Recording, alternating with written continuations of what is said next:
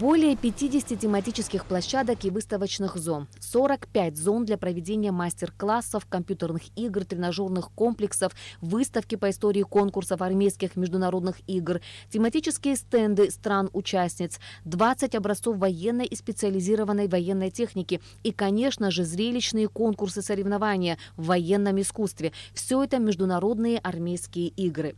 Надо сказать, что участию в играх абхазской команды пыталась помешать Грузия. Однако эти попытки были напрасными. Участие абхазских военнослужащих в таких престижных соревнованиях – значимое событие для страны, отметил министр обороны Владимир Ануа, который прибыл в Сухумский аэропорт, чтобы пожелать участникам игр удачи. Для нашего государства и для нашей армии это событие хорошее, радует нас. Наше государство и наш народ надеется на вас, что вы честью и достойно представите нашу армию. Я хочу пожелать вам мягкой посадки, приятного полета и удачи в этих соревнованиях.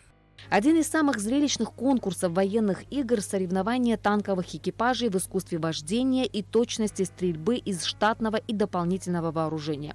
Экипажи преодолевают различные препятствия, включая рвы с водой и песочные насыпи. Весь чемпионат состоит из нескольких этапов – индивидуальная гонка, полуфинал и финальная эстафета, в которой участвуют 4 самых сильных команды. В этом конкурсе примет участие и команда от Министерства обороны Абхазии. Впервые мы выставляем команду, особенно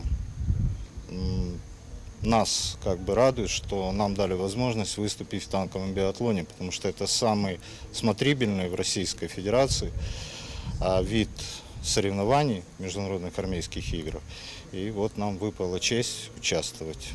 Кроме того, абхазские военнослужащие примут участие еще в 4 конкурсах: мастер-оружейник, полевая кухня, аварийный район, а также представят страну в фестивале национальных культур «Дружба без границ». Ирина Аршба, Даур Иневшба, Алексей Гухава, Абхазское телевидение.